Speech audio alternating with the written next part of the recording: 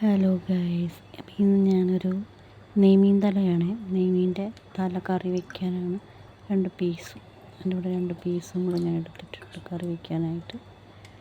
അപ്പം നമുക്കിന്ന് അത് കറി വയ്ക്കാം.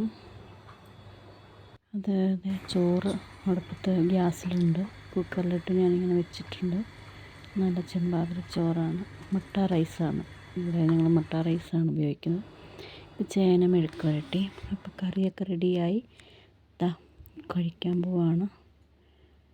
നെയ്മീൻ കറിയും ചേന മെഴുക്ക് പുരട്ടിയുമാണ് ഇന്നത്തെ എൻ്റെ ലഞ്ച്.